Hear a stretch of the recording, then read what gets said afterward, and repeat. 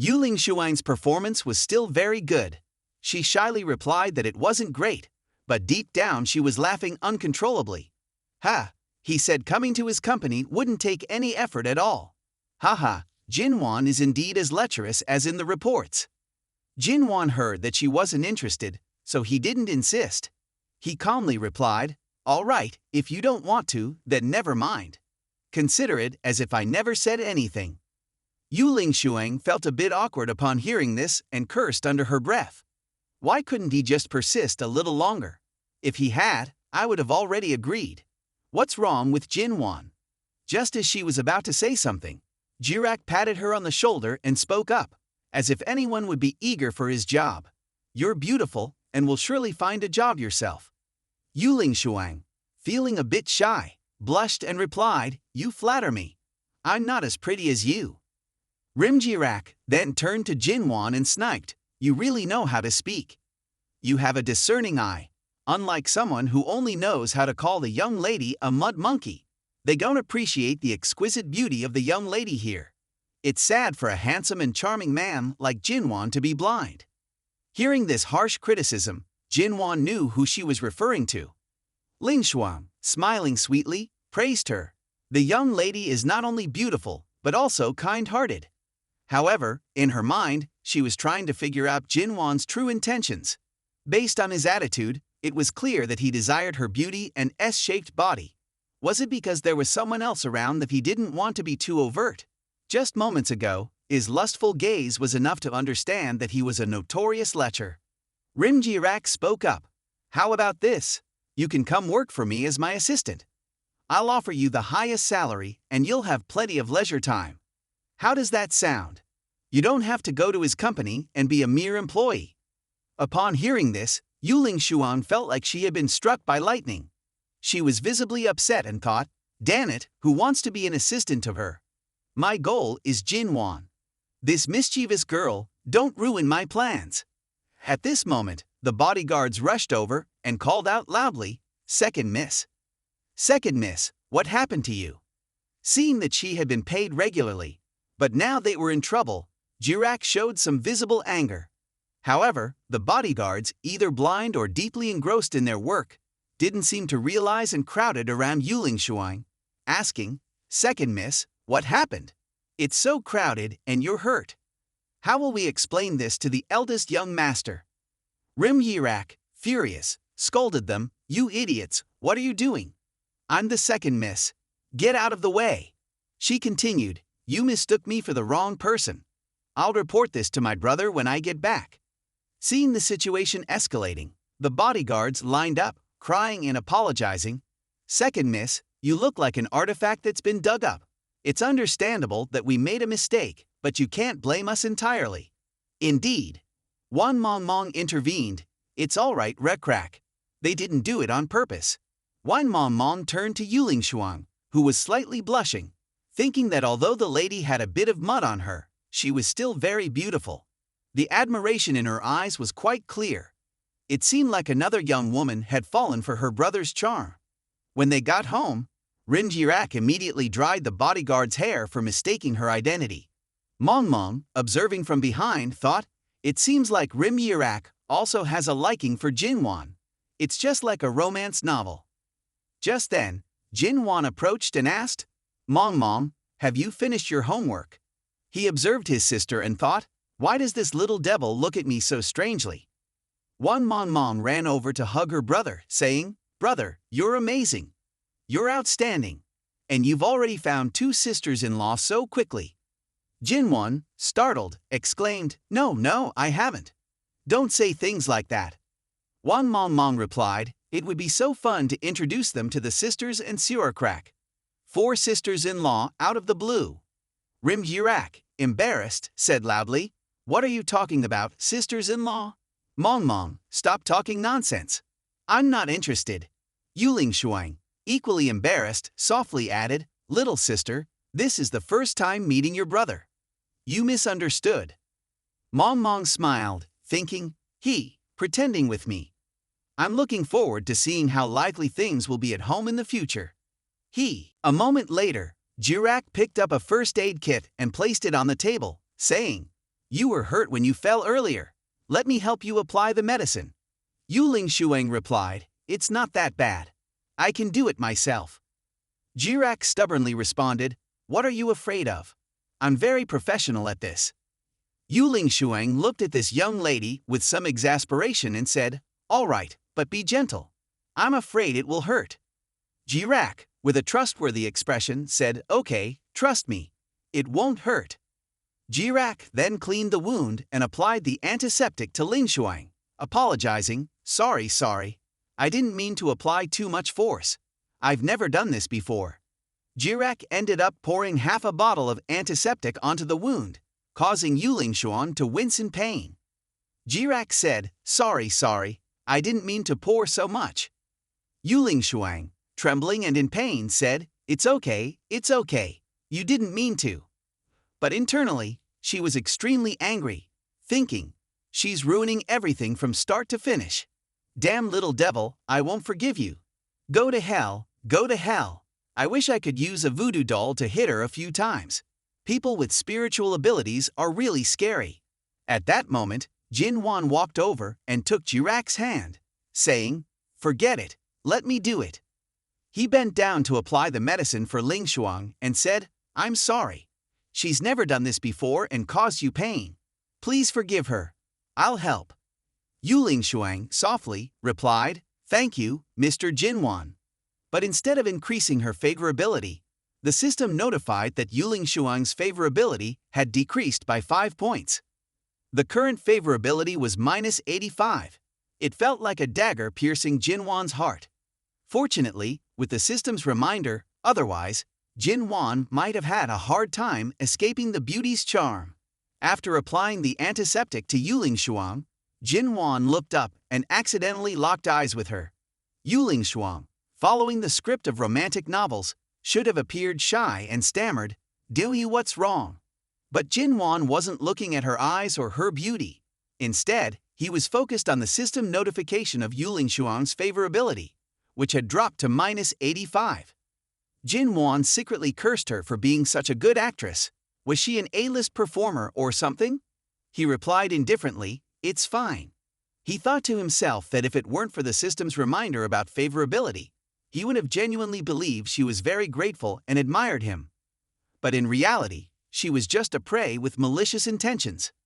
With such top-notch acting skills, most men's egos would be greatly satisfied and then fall into her trap, ending up played and hurt badly. He recalled that among all the women he had met, only Sewercrack seemed to match her in terms of acting ability. Jinwan's gaze turned cold and he smiled. This was a formidable opponent who needed to be dealt with carefully. From Yu Lingshuang's perspective, seeing Jinwan being so kind, she cursed him silently, thinking he was just a smooth talker with a good exterior. Unfortunately, he was a beast in human guise. She remembered she had investigated and found that Jinwan's mother had no reproductive capability. In other words, Jinwan and his younger sister Wang Mongmong weren't biologically related. Living with his sister and knowing they weren't blood relatives, his wolfish ambition was evident and infuriating. She vowed to expose Jinwan's fake mask and cause him even more trouble and loss. Rimjirak then spoke, You're done with the bandaging. Let's go shower and change clothes. Lingshuang responded, Thank you, miss. Half an hour later, after a refreshing and fragrant shower, the bodyguards' noses bled as they gazed in astonishment, exclaiming, Wow, she's so beautiful. This is against the rules. Yu Lingshuang had discarded the muddy clothes and was now wearing a white blouse and a short skirt, revealing her well-defined body. Her face was nearly perfect, making many hearts flutter. Jinwan was no exception to her beauty. Wang Mongmong said, Sister Lingshuang, you're so beautiful. She thought, if she were to become my sister-in-law, I'd get to see her every day. Although I knew she was beautiful, she exceeded my expectations. Rimjirak was cute, but Yu Lingshuang was enchanting. There was no clear distinction in their beauty. Yu Lingshuang approached Mongmong and patted her head, saying, You're very pretty too. She thought, Jinwan has a keen eye. He picked a gem like his sister. Mongmong humbly replied, I'm not as beautiful as Sister Lingshuang. She's the most beautiful. Jinwan smiled and said, Miss Ling Shuang, how about becoming my personal secretary? I have a feeling you would be perfect for this position. It seemed Jinwan was starting to test the waters for the real situation. Ling Shuang, blushing, replied, oh, so suddenly. Internally, she was smirking, thinking, ha, this lecherous man is clearly mesmerized by my beauty. She maintained a serious demeanor and said, I'm not ungrateful. Since Mr. Jinwan saved me, of course, I will repay you. Jinwan responded, don't worry too much. The job isn't complicated. You can handle it. He slyly added, but before officially taking the position, you'll need to complete a test, a special task. Seeing his cunning expression, Yuling Xuan felt a bit apprehensive and asked, a special task? She thought to herself, damn this lecherous king. He doesn't plan to make any inappropriate demands of me, does he? Jinwan turned and said, you'll find out if you follow me. Ling Xuan decided to follow him, thinking, since things have come to this, no matter what Jinwan's test is, I must complete it. I've been selected by the Li family since childhood and undergone rigorous training for one purpose, to be loyal to the Li family, to the young master of the Li family. So, no matter how harsh the task is, even if it means sacrificing my beauty or body, I must pass this test and earn this scum's trust. After a while, the two arrived upstairs. However, Jinwan was lounging, picking his nose. Seeing that he wasn't speaking, Ling Xuang spoke up, if you have a task, just let me know. Jinwan replied, yes, please give me your bank account details. Ling Xuang thought, bank account details? Does he want to use the account number to check my detailed information? She responded, all right. Since she didn't have a wallet, she had to temporarily hide her phone in 2 large round grapefruits. When she pulled the phone out from there, Jinwan watched intently, struggling to contain his nosebleed. Ling Xuang, being cunning, thought, how could I leave any openings for him? My backup bank account is completely clean and ready. He won't be able to find anything out. Haha. Just as she handed him the bank account number, she received a notification. Asterisk asterisk ding ding asterisk asterisk. Your bank account ending in 7.687 has received CNY 100 million.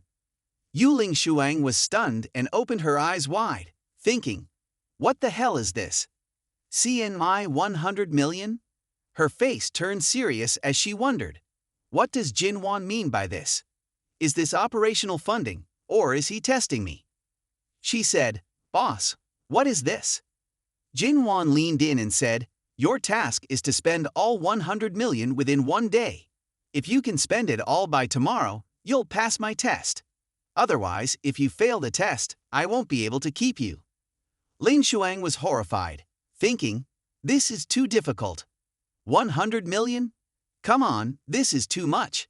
No, Jinwan is cunning and must have some ulterior motive. This task isn't simple. She was perplexed and couldn't figure out Jinwan's intention. What exactly was he planning? Was this a trap or a test? What should she do? How should she handle this? The training camp had never prepared her for anything like this. Before leaving, Jinwan said, all right, the task is assigned. Report the results to me tomorrow. Also, don't discuss this with anyone else. Otherwise, it will be directly monitored. He thought, if she's shocked by 100 million, how would she handle 2 billion? She might have a brain hemorrhage. I wonder which spy has been sent here. She really hasn't experienced much of life. After assigning the task, Jinwan and Yuling Xuan went downstairs.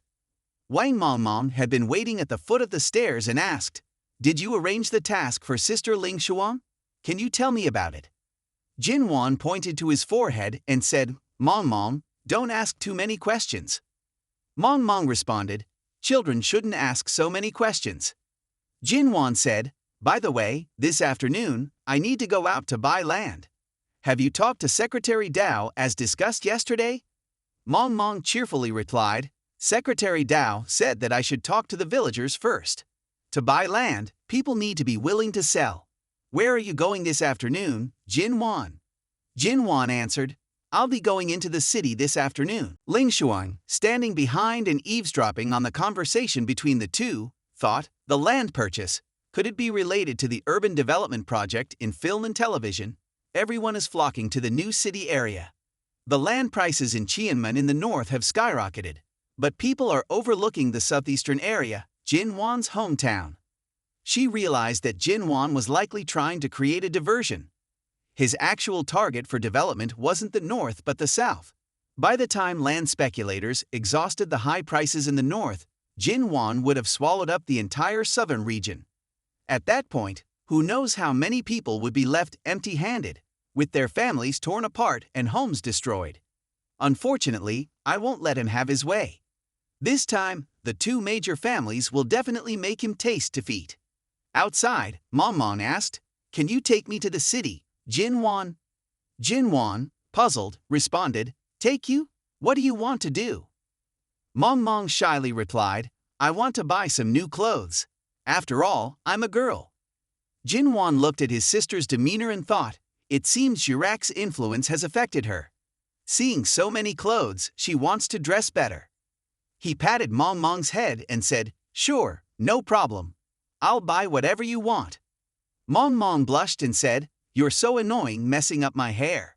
Jinwan thought, since I finally have a sister, I must pamper her to the fullest. I'd pick the stars from the sky if she wanted them. Just then, a loud voice interrupted. Well, I caught you two red-handed." They turned to see Jirak, who was angrily reproaching them for going out without taking her along. "No matter what, I want to go too." Jinwan looked at her, noticing her angry demeanor, and thought, taking her along isn't a bad idea. At least she has a car, so we won't need to take a taxi, which will save a lot on travel expenses. He then looked at Ling Xuan and thought, it would be useful to take her along too. Seeing Jinwan's gaze, Ling Xuan felt a shiver and thought, that lecherous look from Jinwan is so disgusting. The scene shifts to the Chiamen Commercial Shopping Center. Rim Yirak takes Manhwa's hand and says, "Manhwa, don't be afraid. Just keep your head up. We're not just going to the shopping center. Why don't you follow me?" Manhwa replies, Okay, it's my first time here."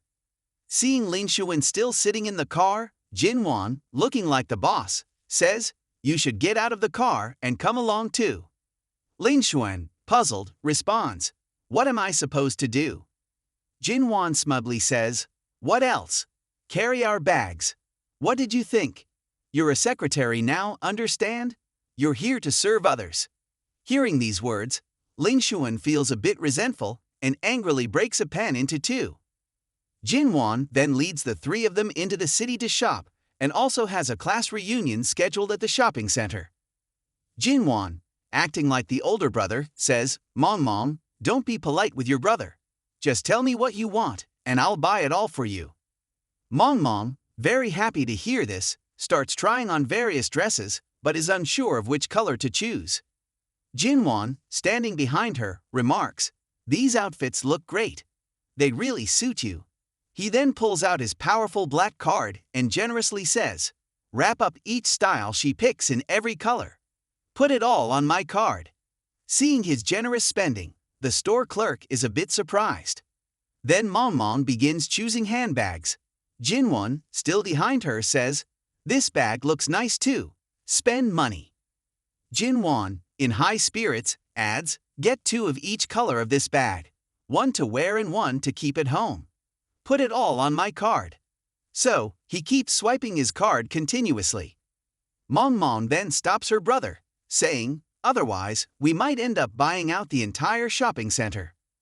Manhwa says, "We've already bought enough today. With these outfits, I can wear a different one every day without repeating for a whole year." Jinwan snorts, replying, "Enough. I feel like my hands are still empty. Haven't bought anything yet." Manhwa points to Ling Xuan and says, "Well, of course, you're empty-handed. All the items are with Ling Xuan. I'm not sure if you even care." Jinwan cunningly asks, "Secretary Ling Xuan, are you really very tired?" Ling Xuan, breathing heavily but forcing a smile, replies, "I'm not tired. I can still manage." Jinwan, acting like a boss, said loudly, "Even if you're tired, you still have to do it. If you don't do it, someone else will. The company isn't a charity. You need to prove your worth. Ling Xuan, frowning and thinking, is this really how he talks? Jinwon continued, oh right, with so many items it's quite a hassle. Secretary Ling Xuan, later you'll need to buy a house in the city for Mom Mom to store her clothes. Yu Ling Xuang forced a smile and replied, yes, boss, I'm on it. But inside, she was seething with anger, thinking, does he really treat me like a maid? Jinwon, I'm going to deal with you. After shopping for half a day, Jinwon drove his Bentley to the restaurant for the class reunion. Two people were chatting and smoking when they noticed the fancy car and began discussing it. One guy with glasses said, wow, who is this? A Bentley, model 728, worth over 10 million. The guy holding the cigarette replied, is there anyone in Chiamen who can drive such a car?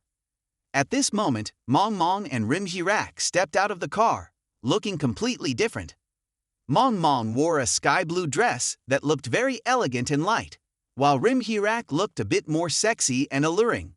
The guy with glasses, seeing the beautiful women, was immediately smitten and said, these two girls are exactly my type. People like us could never chase after them. But why does the driver look familiar? I feel like I've seen him somewhere before. The guy next to him replied, although he looks familiar, he's probably not someone we'd recognize. Anyway, I don't know anyone wealthy enough to drive a Bentley. Although Jinwon hadn't bought anything new for himself, he still appeared glamorous with the two stunning beauties, as if out of a novel. When he stepped out, he cheerfully greeted his old friends, saying, oh Yuchi, is that really you? The two were stunned and replied, Jinwon, is that really you? Oh my gosh, Jinwon, you're amazing. You've made it big and even drive a Bentley now. Suddenly, a loud voice interrupted their conversation, saying, he drives a Bentley. Do you really believe this kid owns a Bentley? That car isn't even his. This sarcastic tone belongs to Jungso. He, along with his two not-so-good-looking younger sisters, started criticizing. Jinwon, now you're so vain. You even rented a car for the class reunion. Can't we be sincere with each other? The girl next to him smirked and added, that's right, Jinwon. Were you not honest before? Why pretend to be rich in front of your old classmates? Jinwon looked at his two friends, who were waiting for his confirmation, feeling a bit exhausted. He thought to himself that he was truly tired of playing this role at every reunion. It seemed like someone would eventually show off. Suddenly, a voice interjected, all right, let's stop mocking each other. We haven't seen each other for a long time. Why start by making fun of someone? Jinwon recognized this as Jang Dongjae. He recalled that during elementary school, Jang Dongji was always the target of bullying. Seeing Jang Dongjae now, grown up, strong and handsome, dressed stylishly, Jinwon noticed how his old classmates were crowding around and flattering him. Jeongso said, oh Dongjae, you came to greet everyone personally. The blonde girl remarked, Jang Dongjae, you've changed so much. Now you're tall and handsome. The girl in the red dress added, yes, I almost didn't recognize you. Jeongso, with a smooth tongue, flattered, not only tall and handsome, but Dongjae's father was also promoted to the secretary of the county a few years ago. Now he's the young master of this county and a student at a university in Shanghai. You all must have misjudged him before. Jang Dongji, pleased with the flattery, smiled widely and said, don't say that. My father always tells me to be humble. Suddenly, Jang Dongji's gaze, which had been admiring the girls, was surprised when he saw the two beautiful women accompanying Jinwon. He exclaimed, oh, these two ladies are quite special. Could you introduce them to us so everyone here can know their names? Jinwon cheerfully introduced, oh, this is my younger sister, Wai Mong Mong, and this is my sister's friend, Rim Jirak. I brought them along today. I hope you don't mind. The young men, smitten by the beautiful girls, eagerly said, of course not. You're welcome here. It's even more lively with them around. Jang Dongji said, well, it's getting late. Let's move to the private room and stop standing outside. He looked at Jinwon's group from behind and cunningly thought, I've never seen such top-notch quality before. There are two of them at Chianmen. Who should I choose, or should I go for both? This is troubling. Jinwon, who was a seasoned womanizer, noticed Jang Dongjae's gaze. He shot a displeased look and thought, this salty radish wants to be my brother-in-law? The rich father and the pampered son. Doesn't he even check if he's worthy? Dreaming about nonsense. Entering the dining room, everyone had gathered for the meal. Jang Dongjae spoke up, Jinwon, what are you planning to do after graduation? Jinwon, eating like he hadn't had food in years, replied absent-mindedly, graduation? I haven't really thought about it. But deep down, I'm quite satisfied with my current life. I have more money than I need and a bunch of beautiful women liking me. Life is like a stagnant pool. He sighed contentedly and added, to be honest, life like this can get a bit boring. Jinwon calmly poured himself a drink and said, after graduation, to be honest, I don't think I can work. I might just travel and see the world outside. Jang Dongjae, knowing this was an opportunity to put others down to elevate himself, saw a chance to show off, especially in front of the two beautiful women. He took on a lecturing tone and said, why are you so discouraged? Youth is the time to strive. If you want to travel, do you have the money? Or would you consider working at my company? How about a salary of 5,000 a month? Rim Yirak, upon hearing this, spat out her drink. She wondered what these people were trying to show off in front of Jinwon. Rim Yirak laughed, almost spitting her food everywhere, but quickly covered her mouth with a napkin and said, sorry, I choked. Haha, she thought, what is this guy thinking? Trying to get Jinwon to work for a salary of 5,000. The nerve! Jinwon, unfazed by the humiliation, responded calmly to Dongji's apparent intentions. I still don't want to work. Jang Dongji smiled and said, all right then, everyone has their own aspirations. There's no point in forcing it. He thought to himself, the mud can't stick to the wall. If it weren't for your sister being so beautiful, I wouldn't even offer you a job. What a joke. Some classmates asked Dongjae, you're running a company? What kind of company is it? Hearing the attention shift towards him, Dongjae smiled and replied, it's nothing special, really. I started an architectural firm. I studied architecture and did some freelance work as a first-year student. Later, I decided to set up my own company. Right now, we're a team of just a few dozen people, moving in the right direction. Jeongso chimed in with flattery. Dongji's company isn't just any small company. This time, Mr. Yen will invest in the film and television city. Dongji has great prospects. Dongji, pleased with the compliments, puffed up his chest and said, I intend to bid for the film and television city project in Cheonman. It's a great opportunity to become well known. A fan of Mr. Yen excitedly asked, Mr. Yen? Isn't he the tycoon who donated hundreds of millions to Shark Tank and recently invested in various fields? Dongjae, do you know someone like that? Could you get his autograph for me? Jang Dongji began to boast, oh, I happened to meet him once. A male classmate said, Dongji is really impressive. Even with a father who's a secretary, he still works so hard. A girl beside him added, he's met Mr. Yen, who's on a whole different level from us. His big family business and modesty show he has unlimited potential. But many of the classmates didn't even know who Mr. Yen was and continued eating, ignoring the conversation. They looked at Jinwon, who was rubbing his stomach and burping, and thought he seemed dull compared to Jang Dongji. Dongji observed everyone and thought, indeed, you have to show off in front of your peers. This local bumpkin Dongji is making a fuss now. He noticed the expression of the beautiful woman and wondered, why is she smiling strangely? Does she have some interest in me? Realizing how self-absorbed he was, Dongji asked with a smile, Miss Jirak, why are you smiling at me? Jirak, smiling with hidden meaning, replied, oh, it's nothing. I just suddenly remembered something amusing. She thought to herself, I could really die laughing in front of Jinwon while trying to put on a show. Wanting to participate in the bidding? Really? She glanced at Jinwon, calmly munching on his food, ignoring the jabs, and felt a bit bored. Normally, Jinwon associates with all kinds of wealthy and powerful people. Maybe he isn't even interested in showing off here. Rim Jirak pulled out her phone, a sly smile on her face. She thought, it's not that he doesn't want to be slapped in the face, but this young lady wants to. The man I value shouldn't be ridiculed by some lowly guy. Seeing her displeased expression, Jinwon thought, this little devil must be plotting something again, smiling like that. After the class reunion ended, Jang Dongji took the initiative to approach her. He asked, Miss Jirak, may I add you on WeChat? Rim Jirak, annoyed, replied, WeChat? Why? Jang Dongji leaned in close and said, no particular reason, I just think you're very charming and would like to get to know you better. Seeing his attitude, Rim Jirak became even more irritated. She looked at him with disdain and said, add me as a friend? Do you think you deserve such a privilege? Jang Dongji was taken aback and stood there stunned. Hearing that he wasn't worthy of being friends with her, he was shocked and speechless. The classmates left behind watched, feeling that it was surprising for such a lovely girl to speak so harshly.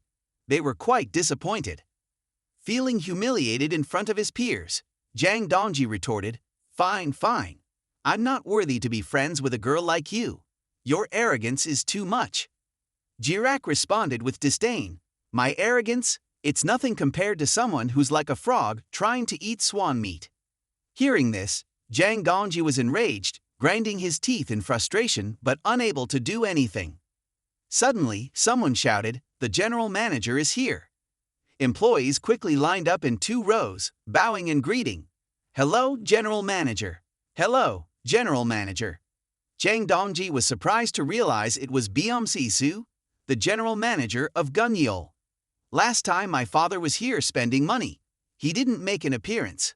Why is he here now?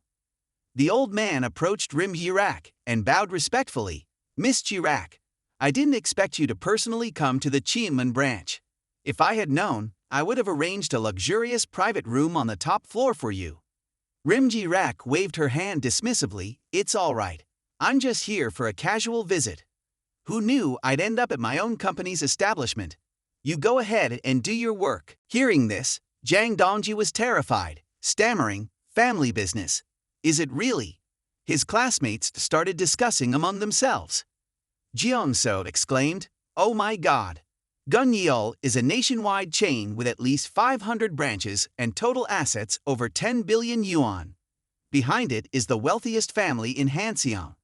Could it be? A girl next to him said, it seems like Miss Jirak is from that family. The 4-eyed guy added. The manager also called her second young miss earlier. The 3 of them were astonished, thinking, could it be a coincidence? The second young miss of the wealthiest family in Hanseong is having dinner with us. Wang Mom, excited, asked, is it true, Rim Jirak? Are you really from the richest family? Rim Jirak, basking in the attention, replied to Jinwon's classmates.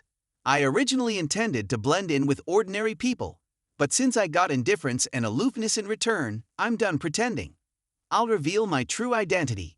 My father is indeed like that. The reputation of the wealthiest family in Hanseong is top-notch. Jinwon thought, this situation seems so familiar. It's clearly our own turf. Why is she putting on an act? Jang Dongji, stunned, could hardly stand. His mouth was still moving. Why can't it be me? What did I do wrong? Guys, check the comments below and see where I fall short compared to Jinwon. Rim Jirak waved her hand dismissively. I'll be leaving first, general manager. I'll cover the bill this time. Later, at the parking lot, Jinwon said, today was really fun, and your acting was top-notch. I don't understand why someone like you, a young lady from a wealthy family, enjoys playing these games. Jirak responded playfully, I don't like seeing them look down on you. Suddenly, Yuling Shuang called. Miss Jirak, where are you? Rim Jirak replied, oh, sorry sister. Jinwon took us to a class reunion. It was really fun. I'll tell you about it when we get back. On the other end, Yuling Shuang, sitting cold and hungry, thought, why didn't they bring me along to the big dinner? Being Jinwon's secretary doesn't have any perks. When she heard that Jinwon had taken Jirak and another girl to a class reunion and was just now preparing to return, Yuling Shuang pondered, could it be that Jinwon is keeping me at arm's length? Is he avoiding me? What's the point of avoiding me? I can investigate what happened at the reunion and what they ate. But right now, my top priority is to complete the mission Jinwon gave me spending 100 million in one day. The scene shifts to Liso's mansion, where he is relaxing in a rose bath, enjoying his time with his beautiful younger sister. Everything is perfect. Suddenly, he received a call from Yuling Shuang, who had told him everything about Jinwan's instructions. Liso said slowly, Jinwan gave you 100 million NDT and told you to spend it in a day. That's good news. It means he's testing your abilities. This is an assessment for you. Don't worry, I will send people to fully support you. You'll definitely be able to spend that 100 million quickly. Liso praised Yuling Shuang. Well done. Keep up the good work. You must thoroughly investigate Jinwan's connection with that mysterious family. Being praised by her boss for the first time made Yuling Shuang very pleased. She responded, Yes, young master, I will continue to work hard. The scene shifts back to Jinwan, who was driving home. He received a call from Go Jianium. Go Jianium sobbed, Jinwan, I messed up again. I'm so foolish. I only sleep 4 hours a day, but the more I try to solve problems, the more problems I have. Jinwan, taken aback by her unexpected crying, said, It's all right, take your time and calm down. Go Jianium sniffled, It's all my fault. Recently, land prices in Qianmen have tripled. Our fund can't cover it anymore. What should we do? Jinwan replied, Tripling is unreasonable. But it's not too hard to resolve this. We just need to change the location of our film and television base. Hearing Jinwan's plan, Go Jianium felt a bit at a loss. She wondered if this approach would really work. Jinwan replied coldly, What's the problem? We're in business, not for profit. Someone has already engaged in land speculation. Don't blame us for being ruthless if we change the location. The next morning, the top news was buzzing with headlines. Go Jianium held a press conference, announcing that due to unavoidable circumstances, the location for the film and television city had been changed. There were countless negative comments, such as, Go Jianium, this unscrupulous person, treats others like dogs. They promised the film and television city would be in Qianmen, but now they've changed their minds. They won't have a peaceful life. Another comment read, My father borrowed 800,000 yuan from an online loan and planned to take advantage of real estate speculation. Now that Go Jianium has changed the location of the film and television city, we're about to end up living under a bridge. Please help my family. Sunset Orange, the biggest scam in history. Will Go Jianium City ever launch? I feel like they're just a fraud. Strongly demand peace and completion of the task. Arrest Go Jianium and hold them accountable for the company's public affairs. Jianium is a fool pretending to be smart, buying land for profit but failing, then pulling others into the mess. They've ruined my hard-earned money. The Jianium Group is a disgrace. On the other side, 2 cleaning staff were gossiping. One said, Did you hear? 6 people from the neighboring house jumped today. They were speculating in Qianmen real estate. The other responded, Yes, the land prices in Qianmen have plummeted. It's a disaster. Suddenly, a shadow appeared from the window, shouting, Jianium, you won't escape your fate. Hearing this, one of the cleaning staff turned pale and stammered, The roof door wasn't locked. I thought I had locked it. Oh no, I'll have my salary deducted. At Jinwan's house, he was lying around browsing the internet when he came across some interesting news. Property prices had dropped significantly, a bubble had burst, but the unlucky ones were just speculators, which didn't affect ordinary people. Suddenly, Wan Mong burst in, exclaiming loudly, Stop sleeping. Come outside and see. Jinwan was startled and dropped his phone onto his face. He awkwardly said, Mong, you're a grown girl now. How can you just barge into a boy's room? Mong, looking innocent, replied, We're siblings, so it's fine. Come on, get up. There's something exciting to see. Resigned, Jinwan got up and followed her. All right, I'm getting up. What's so exciting? Mong answered, Someone's getting married in the village. Jinwan asked, Whose house? Mong, standing on the balcony, pointed and said, Look at all these cars. It must be a wedding. In the distance, a long line of luxury cars and supercars paraded through the village. Oddly, there were no flowers or wedding decorations on the cars. Why are all these cars coming to our house? Jinwan wondered. The villagers gathered around, speculating about what was happening at Jinwan's place. A construction team came a few days ago for repairs. Now there are so many cars. Did Jinwan offend some underworld figures? As Jinwan opened the gate, he was a bit stunned. Yuling Shuang greeted him, saying, "Boss, I've completed the task you assigned me." She introduced 10 Mercedes-Benz cars, 10 BMWs, and several other supercars. I've also hired over 30 experts in various fields, including chefs, lawyers, doctors, housekeepers, nannies, financial experts, stock analysts, comic editors, hackers, and more. They are ready to serve you at any time. She then unveiled a large sack and continued, "Here are the property certificates for 100 houses. I've spent all the money you gave me." The red light reflecting off the documents made Jinwan a bit astonished. "Oh my, she really bought 100 houses for me."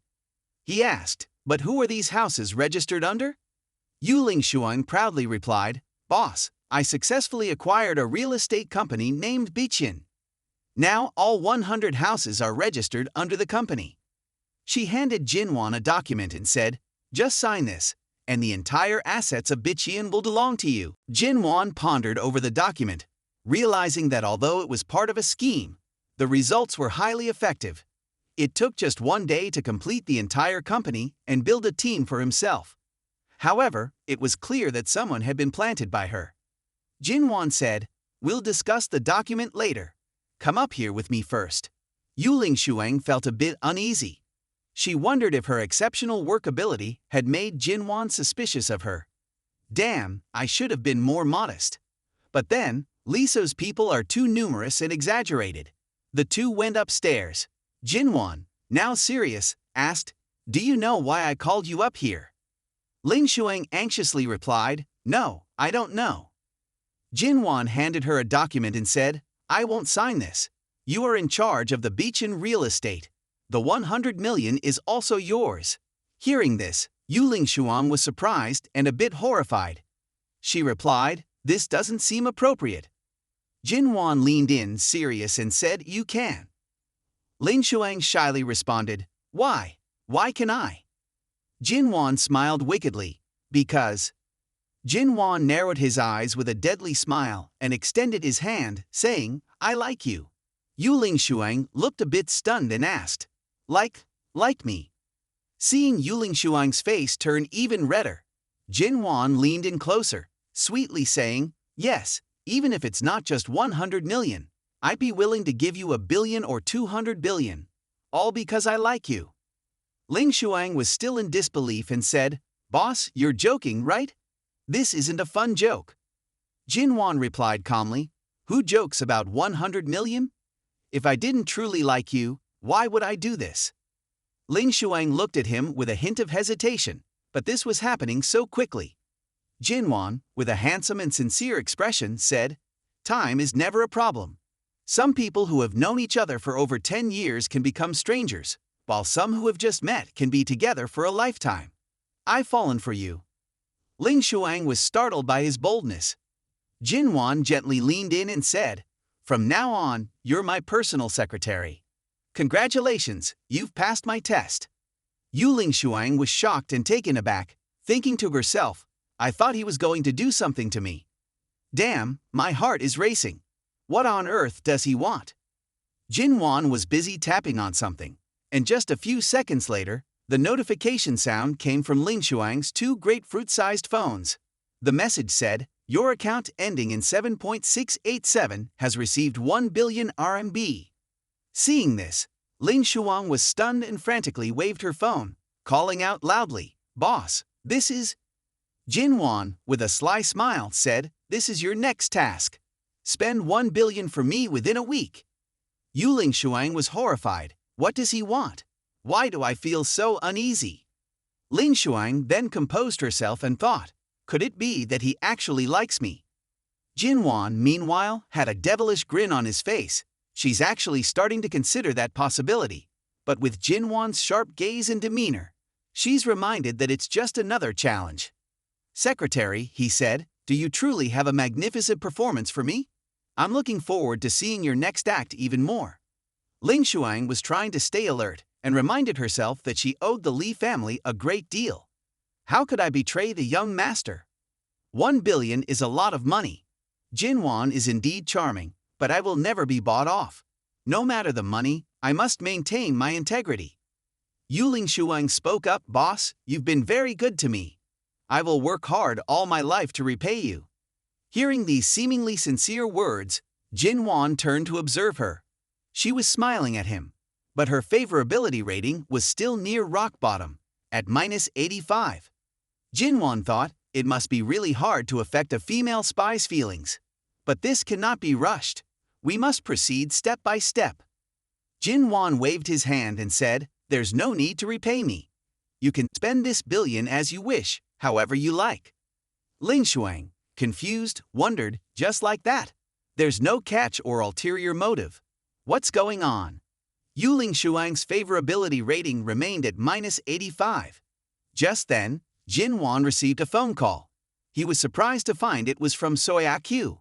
Yaku's voice came through the line. Jinwan, where are you? I want to see you. Is that okay? At Soyaku's apartment, before calling Jinwan, she had reached out to her girlfriends to invite them to visit her husband. She called Bing Seol.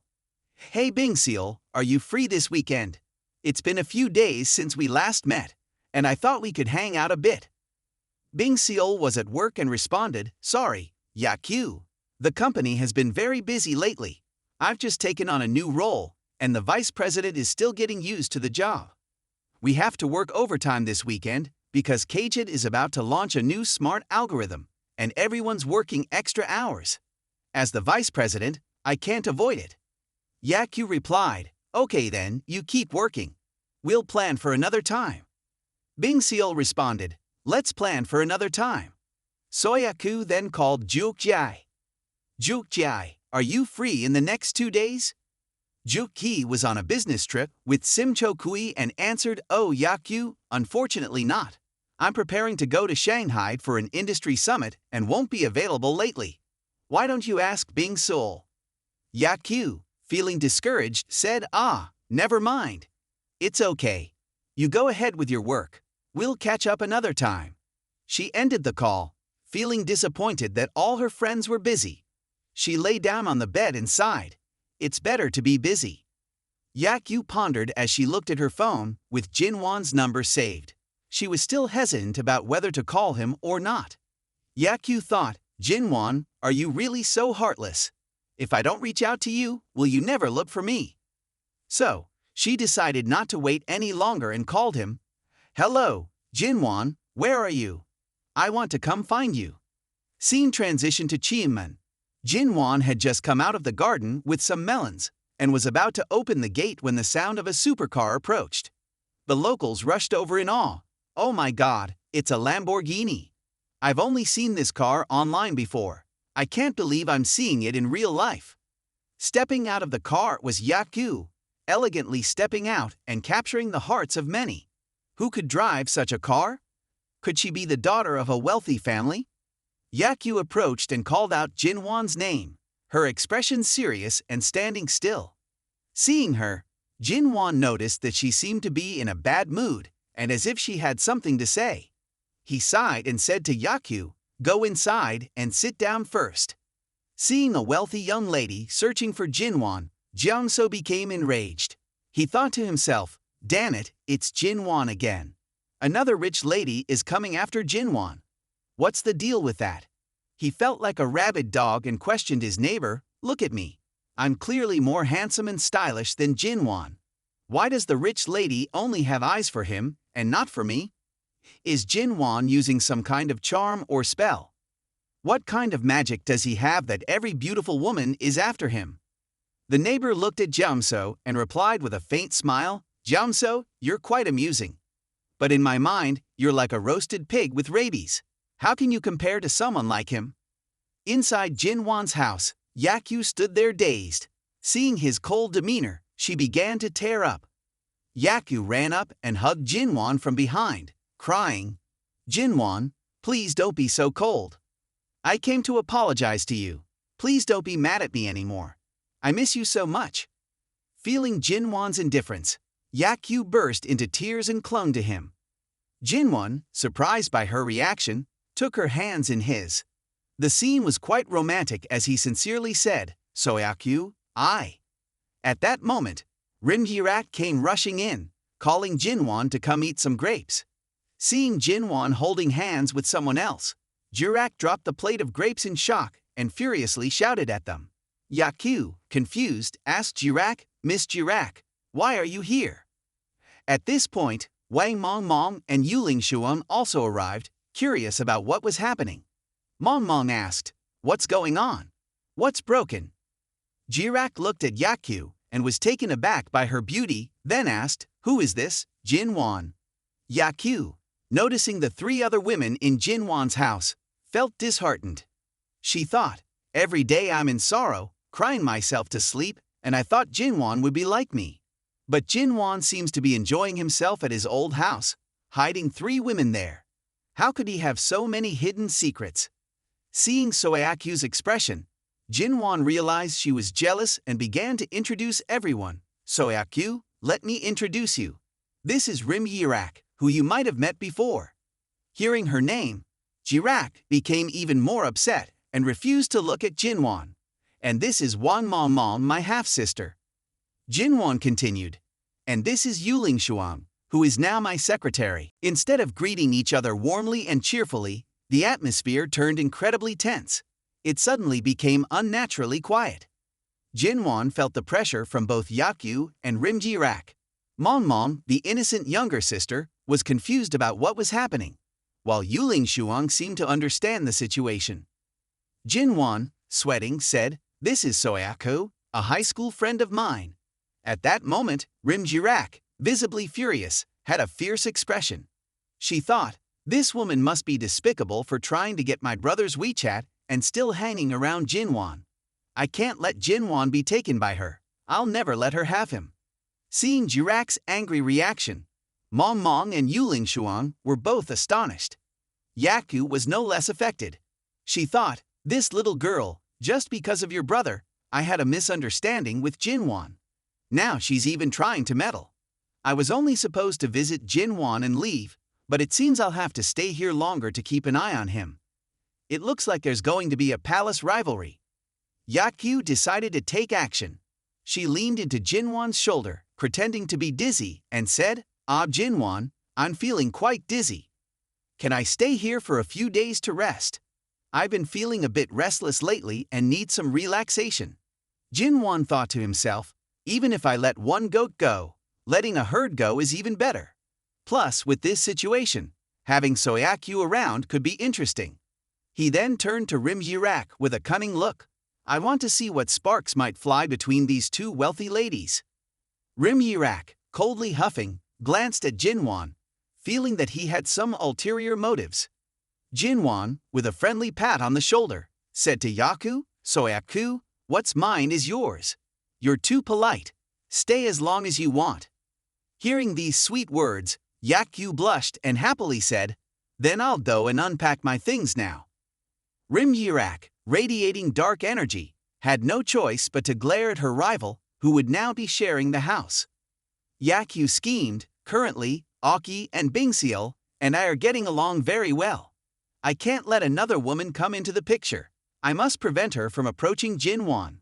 Seeing Soaku's triumphant demeanor, Rim Jirak thought seriously, "This girl is a formidable opponent. I need to be cautious. I must have Jinwon. She won't be able to do anything after that." The scene shifts to the next day. Jinwon went to the fields to pick melons again, but this time he was accompanied by Yakyu and Rim Jirak, who took care of him. Seeing him exhausted in the sweltering summer heat, the two beauties served him without him having to lift a finger. Yakyu fed him water, while Rim Jirak used a towel to wipe his mouth. Jinwon was treated like royalty. Later, as the three of them were heading home, the neighbor called out to Jinwon. "Jinwon, come here for a moment. I have some good news for you." Curious about the urgency, Jinwon asked Yakyu and Rim Jirak to go home first. "You two go back home. My neighbor has something to discuss with me." Jinwon then asked, "What's this mysterious good news?" Is my father coming back soon? The neighbor replied, What are you thinking? Your father might be out enjoying himself. Why would he come back now? Or do you plan to demolish the village? Actually, we're really demolishing it this time. Jinwan was shocked. Demolishing? Why haven't I heard about this? What's the condition? The neighbor whispered excitedly. The conditions are very generous. Just be ready to sell the land, and you can immediately receive a commercial property in the city. It's only for 100 people. First come, first served for an apartment, plus demolition fees. It's a fantastic deal. After the land is developed, you can also share in the income from all the construction projects on it. It's a once-in-a-lifetime opportunity to turn your fate around and reach the peak of life. It all depends on this wave. Jinwan felt a sense of déjà vu and said, I find this a bit strange. Has the neighbor recently joined any peculiar organizations? The neighbor responded, Oh, Jinwan, how did you know? Recently, I joined the real estate company's demolition persuasion team. They said the more people you convince, the higher the commission. I've only been in the team for 3 days, and I've already been promoted to a regular member. Jinwan thought to himself, if this isn't a pyramid scheme, then what is it? He said seriously to the neighbor, I think you've been deceived. How can there be such generous compensation for demolition? It must be a loss. The neighbor replied, Don't talk nonsense. The company is very reputable. It's called Bixian Real Estate, and it's a huge enterprise. Upon hearing the name, Jinwan was surprised and thought, Isn't Bixian my company? What is Yuling Shuang up to? The scene shifts to the late afternoon. The sun was setting as Wai Mong Mong and Yuling Shuang were out buying land, and this was the last house. Mong Mong was sweating, saying, If we can negotiate this house well, we'll have bought all the land in the village. I've been troubling you, Sister Yuling Shuang, for the past few days. Ling Shuang responded, Mong Mong, I'm just helping. You've worked the hardest. Mong Mong politely bowed and said, Many uncles and aunts were difficult to deal with. Thank you. Without your funding and strategy, buying the land wouldn't have gone so smoothly. She cheerfully added, Didn't you say you wanted a farm? This time, I'm sure I can give you a big surprise. Yuling Shuang looked at Mong Mong and thought, This girl is so naive and straightforward, completely focused on Jinwan, and that scoundrel Jinwan has been exploiting her from the beginning. I can't just stand by and watch a naive young girl fall into his hands. Ling Shuang said seriously, Mong Mong, have you ever considered that Jinwan might not be your biological brother? Seeing Ling Shuang's serious expression, Mong Mong blushed and replied, Sister, don't joke around. How could he not be my brother? Ling Shuang presented evidence. I didn't want to interfere in your relationship with the boss, but you're too naive. I think you need to know the truth. Here's some information for you to read yourself. Mong Mong asked in confusion, What is this? Ling Shuang solemnly replied, This is the medical record of Jinwan's mother, Machume, from over 20 years ago. The records show that Machume was infertile, so Jinwan cannot be your biological brother. Holding the document in her hands, Mong Mong's face turned pale with shock. She couldn't believe this was true. The news was devastating for Wang Mong. She trembled as she said, Is this really true? If Machume couldn't have children, then Jinwan, am I adopted? Ling Shuang replied, The details are unclear, but there are no adoption records for him. You and Jinwan have no blood relationship. Mong Mong asked seriously, So whether I'm born of my father or the daughter of that uncle, neither Jinwan nor I have any blood ties at all? Her eyes became sad as she thought about her time spent with Jinwan.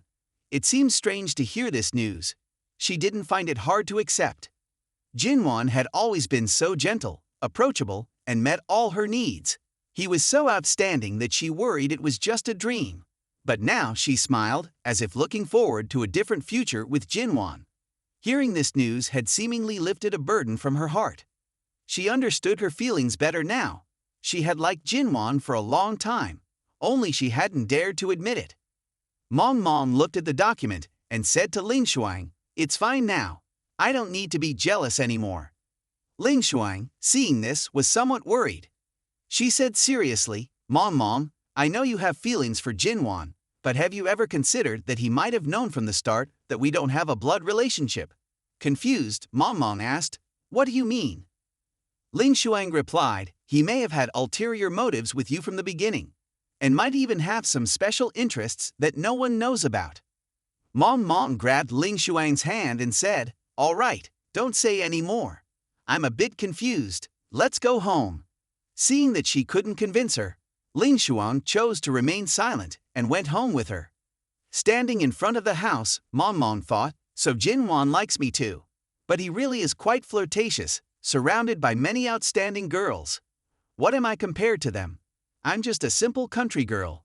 Ling Shuang, looking at Mong, secretly cursed, "Indeed, with such a background, she's already very pitiable, and he still wants to toy with her feelings.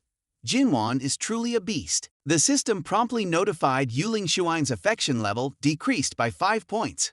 Her current affection level was now reduced by 90 points. Jinwan received a similar notification from the system, confusing him even further. Seeing the two of them entering, he thought, "Heaven and earth, bear witness, I'm innocent. I did nothing to deserve this decrease in affection." Rim Jirak noticed Jinwan wasn't focused on cooking and asked, "Jinwan, what are you looking at?" He replied, "Nothing, nothing. You all go ahead and light the fire." The young lady, who was cooking for the first time, found it a bit difficult with the firewood stove. Jirak spoke up, "This is really troublesome, Jinwan. Can't you just install a gas stove?" Jinwan responded, "You don't understand. Cooking rice over a wood fire gives it a better aroma." "Soyaku, go wash the vegetables." Jinwan then turned to Mom and said, "Why the long face? Hurry up and wash your hands. Today, I'm personally cooking for you." Mong asked, "You can cook?" Jinwan confidently replied, "Yes, I just learned." But in his heart, he thought, "Cooking might be the only skill I'm very proficient in without needing extra points from the system." Determined to showcase his cooking skills, Jinwan tossed a pile of onions, green peppers, and garlic into the air, chopping them like a fruit slicing game. With his left hand holding the knife and his right hand whisking the eggs, he mixed everything into a preheated pan, stirring quickly. The flames flickered, causing the 4 beautiful women and the guard watching to gaze in awe. A while later, Jinwan proudly introduced his dishes, saying these were his 2 specialties for when he needed to comfort his wife if she got upset. The dishes were finely chopped potatoes and egg fried rice, Jinwan's secret recipe. He then called out his sister Mom for a taste. Initially surprised by the VIP privilege, Mong was intrigued and delighted as Jinwan fed her a spoonful of rice. Her face lit up with happiness, and she exclaimed, "Wow, it's so delicious." She seemed to be immersed in the joy of the fried rice, feeling that the taste was truly comforting and warm, a flavor of happiness. Without caring that she was a girl, Mong scooped up spoonfuls one after another. Jinwan, seeing this, advised her to eat slowly to avoid choking. Jirak, observing, commented, "Is Jinwan's fried rice really that good?" So Jirak, Yakyu, and Ling Shuan tried the dish together. They all fell into a dreamlike state, marveling at the deliciousness. "It's so good, so good. How could there be such a super delicious fried rice in the world? Someone help me wake up from this dream." The 4 girls all sat down at the table, each with a plate to enjoy. Yakyu said, "So good, Jinwan, you're really amazing." Jirak remarked, "It's even better than the dishes made by my chef. Jinwan, you're impressive." Ling Shuang asked, "Boss, how did you make this? Could you share the recipe with me?" At that moment, the system announced, Mong's favorability increased by 10. Current favorability with the player is 65. Jirak's favorability increased by 10. Current favorability with the player is 90. Ling Shuang's favorability increased by 20. Current favorability with the player is -70. Player Jinwan has unlocked the cooking skill. Current skill level is 10. Since Jinwan learned this skill on his own for the first time, his cooking talent is highly praised. The system rewards by increasing the cooking skill level to 60. Jinwan looked at the system interface, confused, thinking it was just a coincidence. He wanted to make Mong happy, but unexpectedly unlocked a new skill. Jinwan lightly patted Ling Shuan on the shoulder and said, "Secretary Ling Xuan, come here. I have a private matter to discuss with you." Ling Xuan, who was eating, looked up in surprise and responded, "Ha! What is it?" Jin Wan, with arms crossed and a serious demeanor, said, "What? Am I not allowed to discuss private matters outside? Are you the secretary or am I? It's like treating all fields equally." Ling Xuang's face darkened and she forced a smile, replying, "Boss, I didn't mean that. Yes, I'll come right away." But inwardly, she cursed Jin Wan, thinking, such a ruthless capitalist, exhausting labor all day and doesn't even let anyone rest or eat. I'll show him later. The sunset was extremely picturesque as Jin Wan had Yuling Xuan come out for a private conversation. He spoke, "Secretary Yuling Xuan, recently there have been many actions. How has the money been spent?" Ling Xuan, a bit smug, replied, "Boss, I have a detailed financial report here. It includes records of the purchased land and all expenditures. The capital of 1 billion you gave me has been completely spent." Jin Wan held the financial report in his hands, flipping through it while rubbing his chin and examining it. He said, "Up to now, Beiqian has acquired 2,000 properties and 10,000 acres of farmland. Additionally, the company's staff has also expanded recruitment." Ling Xuan excitedly responded, "The company now has over 500 official employees and more than 700 subcontractors for the construction team. Of course, there are still many expenses I haven't included in the statistics yet. I'll categorize them as soon as possible." Ling Xuan's eyes blazed with a fire of anger, and she thought with a sense of triumph, "Are you dumb or what? Didn't expect it, huh? How quickly I've spent that 1 billion yuan, did you?" Her smile gradually lost its warmth, and she thought, "Haha, buying land and giving away houses. Earned money but lost so much. Residential land needs continuous investment. Let me see how you handle the mess I've created for you." Jin Wan, still focused on the report, appeared as if he was a serious boss, but in reality, he was pretending. Internally, Jin Wan cursed, "Damn it, I don't understand any of this. What is this stuff? But the only thing I understand is that this is like digging a pit to throw money into." Jin Wan folded the report and glanced at Ling Xuan's expression, thinking to himself, "Paying attention to how she's digging a hole. Paying attention to her losses? I'm just concerned about how fast she's spending the money." He calmly said, "Secretary Ling Xuan, you've been working hard lately. Well done." Seeing Jin Wan's expression after reading the report, Ling Xuan was astonished, thinking, "Oh my god, he's not even angry." Jin Wan then reached out to do something, and Ling Xuan stood there somewhat stunned. Not only did he reach out with his hand, but he also moved closer, which made her feel a bit embarrassed and wonder what he wanted to do. Is he trying to force a kiss or something? What should I do? Her thoughts were wandering. In fact, Jin Wan was simply removing a grain of rice from the corner of her mouth. However, Jin Wan, being sly, licked it and put it in his mouth, saying, "Next time you eat, be careful. When doing reports, rice grains at the corner of your mouth can make you look unprofessional." Witnessing this scene, Ling Xuan felt her whole body burning with embarrassment. She stammered, "Yes, boss, I'll pay more attention next time." She sighed, thinking, "What a shock, it's like being hit by lightning." That was terrifying.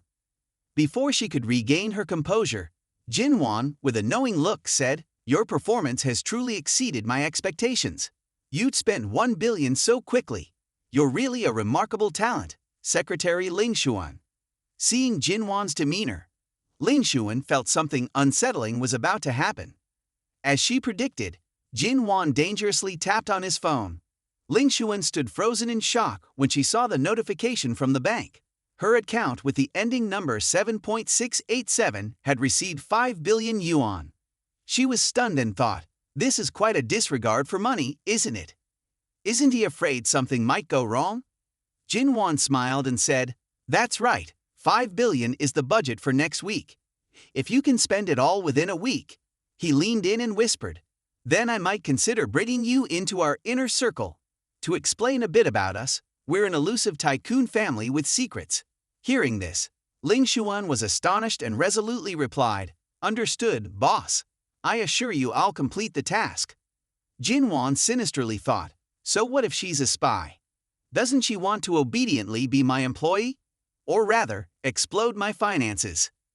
That evening, Yuling Shuang sent a message to Liso. I have successfully gotten closer to Jinwon and earned his trust. Soon, I will be able to access the secrets of the mysterious tycoon. Please wait for good news from me. She pressed the enter key, sending the message. Ling Xuan pondered how to spend the 5 billion Jinwon had given her, continuing to buy land in surrounding towns.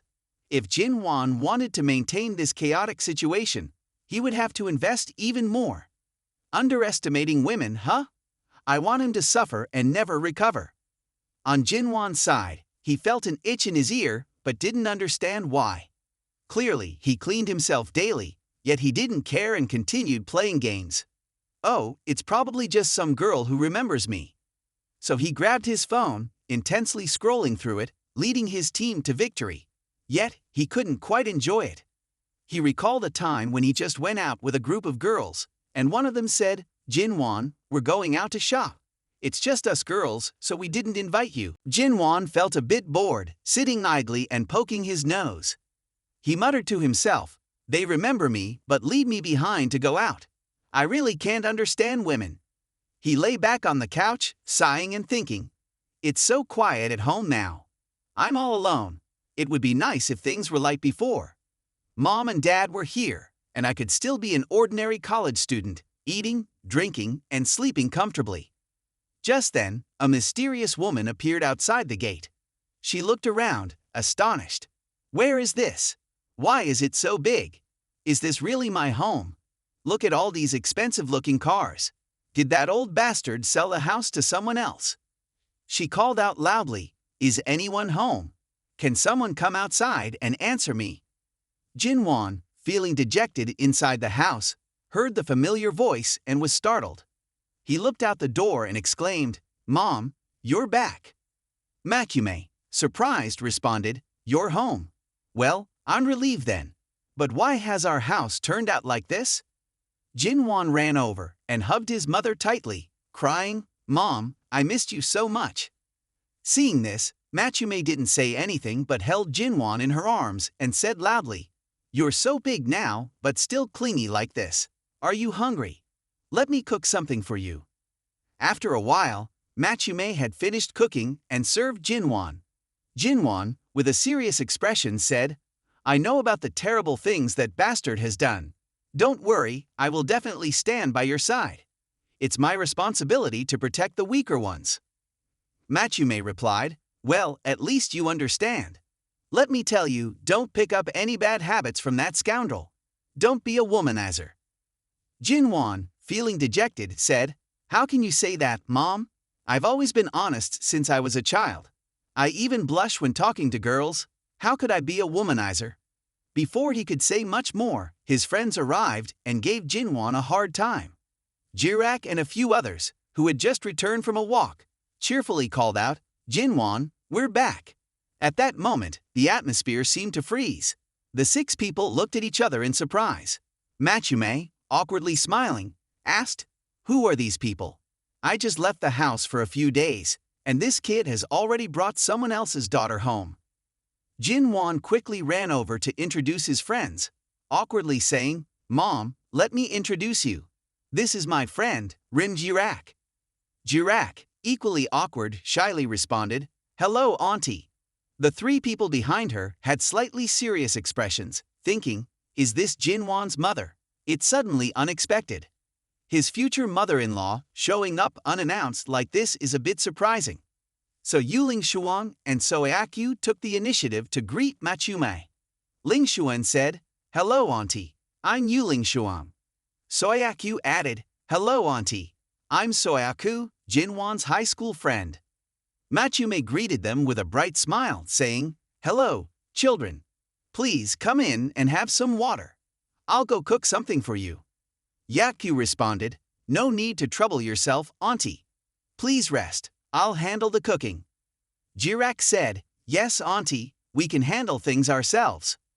Jinwon watched their actions with some confusion, noting Yakyu heading to the kitchen. He thought, what? She can cook? Why didn't she do it before? Rim Hirak, who didn't know much about cooking, quickly grabbed a broom to clean the house. Matsume said, Rim Hirak, why are you cleaning? You're a guest. Rim Hirak smiled and replied, it's okay, auntie. Since you've been away for a few days, we gotten used to doing the housework. Seeing Jirak's embarrassing words and actions, Jinwon made a face and thought, what's going on? Rim Jirak, you're the laziest one among us. I'm the one doing all the housework. Makume, seeing that her future daughters-in-law both performed so well, happily said, they are all such nice girls. Yaku is beautiful and smart, and Rim Jirak is lively and lovely. Jinwon, your friends are really great. Hearing such praise from the future mother-in-law, Jirak felt delighted. The affection meter for Jirak increased by 1. Yaku was equally pleased, and her affection also went up by 1. Jinwon's expression suddenly became serious as he thought, oh no, this is bad. Mom hates men who flirt around, and I told her I'm honest and straightforward. I might be in trouble. Makume, however, didn't think that way at all. She was extremely delighted and a bit proud of her son. She said, my son really has some talent, huh? I was worried you wouldn't find a wife. With these daughters-in-law, it seems my worries were unnecessary. Jinwon, you've grown up, and I'm very happy. Jinwon felt that his mother was being inconsistent and faster than a tortilla. He thought, Mom, you have double standards. So the two stood and chatted happily. Suddenly, the neighbor came over and said, you're back, aren't you? Matsume cheerfully replied, yes, I just returned. Is there something you need? The neighbor said, I have something important to discuss with you. Let's talk inside. The neighbor whispered to Matsume, and Jinwon, no longer curious, went inside the house. Makume, puzzled, asked, what's going on? Why are we hiding and talking so mysteriously? The neighbor said, Chume, haven't you noticed? Our village has changed a lot recently. Matsume replied, yes, there have been quite a few changes. I heard that Bishun real estate has a lot of influence in the town. The neighbor continued, they are currently buying up land in our town, and their compensation offers are very generous. Matsume realized and said, are you suggesting that I should sell the house? I haven't reached that point yet. The neighbor responded, of course, you don't need to, but Jinwon does. Think about how hard it is to get married these days. They want a house, gifts, and so on. As parents, we need to think about our children. The neighbor seemed to have learned from somewhere and was using psychological tactics to persuade Matsume, making it clear that not doing so would be a waste. Hearing these seemingly reasonable words, Matsume pondered, yes, Jinwon has brought home some excellent girls. Getting married might cost quite a bit. Seeing Matsume's expression wavering, the neighbor added, my family got a house plus 600,000 yuan in cash compensation. Selling your bigger house could get you around 2 million yuan. Matsume responded, what you're saying makes sense. I'll have to think it over and discuss it with Jinwon. Inside the house, Jirak was cleaning the floor and was a bit tired, but that was secondary. The main thing was to impress her future mother-in-law. She asked, puzzled, where did Chuma go? I don't see her. Jinwon, with a teasing tone, replied, she went out with the neighbors. You've been so diligent today. Huh? Jinwon then approached her, saying seriously, Jirak, you've been at the house for a while. It's time to discuss our collaboration. I have a task for you now. Hearing this, Jirak was slightly confused and asked, a task? What kind of task? Jinwon answered, come up to the rooftop with me, and you'll find out. Recalling how much fun she had at Jinwon's house and almost forgetting her tasks, Jirak followed him up to the rooftop. Once there, Jinwon handed her a black card, the most powerful card in the system. Jirak was stunned as she looked at the card and stammered, This is a Supreme Global Limit black card. A special card like this. Even your sister doesn't have one. Jinwon looked up at the sky and said calmly, there's a 50 billion password on this card. It's your birthday. I hope you won't let me down. Rim Yirak, still puzzled, responded, you're giving me money like this? Aren't you afraid?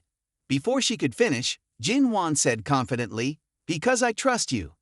Hearing this, Jirak's face flushed bright red. The repeated assurance from Jinwon that he trusted her overwhelmed her. Jinwon placed his hands on her shoulders and said, I plan to entrust you with the entire project for land reclamation in the city, as well as film and television. Rim Jirak stuttered. But why do you think I can handle it well? Jinwon's gaze was determined as he replied, Right now, the only person I can trust beside me is you. Jirak asked in confusion. But what about the secretary? Isn't she trustworthy? Jinwon shook his head and sighed. Every action I take is being monitored. Yuling Shuang is an undercover agent. She's been sent by another tycoon to keep an eye on me. Upon hearing this, Rim Jirak was shocked and realized something. The news that Yuling Shuang was an agent left Jirak utterly stunned and unable to believe it. Jinwon held his shirt tightly and with a melancholic tone replied, Yes, you know, the situation with the film and television city has made me a target of public criticism. Your family intends to cooperate with me. But of course, there are other tycoons who want to harm me. Yuling Shuang is an agent sent by them. Jinwon then took Jirak's hand and said earnestly, So Jirak, the only person I can trust right now is you. Seeing his gesture, Jirak's heart was slightly moved and her cheeks flushed. She pondered over the black card containing 50 billion, thinking that even within a family, it was rare to trust someone like this. Jirak looked at him with admiration, realizing how important the film and television city project was to Jinwon. He did not treat her as an outsider. Jinwon, observing her expression, thought to himself, During this period, Rim Jirak's affection level has continuously increased to 92 points. I wonder if this will directly push her into the competitive fray. Rim Jirak seemed to be deeply immersed in the novelty of Jinwon's unconditional trust. She realized this was the love he had for her. The system then notified. Affection level of Rim Jirak increased by +1+1+1 continuously. Current affection level, 95 points. Congratulations, you have successfully counterattacked. Subject Simju No. 10 Rim Jirak is eliminated. Total reward, 5 billion yuan. Rim Jirak has successfully transformed into your Simju. Reward, 30 enhancement points. Acquired skills, mastery in drawing, singing, and go. Jinwon's expression turned cunning. Thinking to himself, it really worked. Jinwon is getting better at using tactics to win a woman's heart. Jinwon then returned to his usual demeanor. He gently lifted Jirak's chin and said sweetly, Don't tell anyone about today. This is our little secret. Jirak responded, This secret is only between the two of us, right? She felt that she and Jinwon had their own special secret.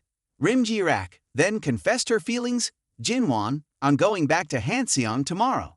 You must remember me. Jinwon happily replied, I will definitely remember you. Hearing these words, Jirak felt extremely happy and went back to her room to prepare to leave. Jinwon watched her retreating figure and thought to himself that she was quite charming and genuinely kind-hearted. If her family wasn't so stubbornly opposed to him, he might be more generous with them to avoid additional troubles. Jinwon then went downstairs, and as soon as he arrived, his mother called out, Jinwon, come here. I need to talk to you. Noticing the serious tone in her voice, Jinwon asked, What's the matter, Mom?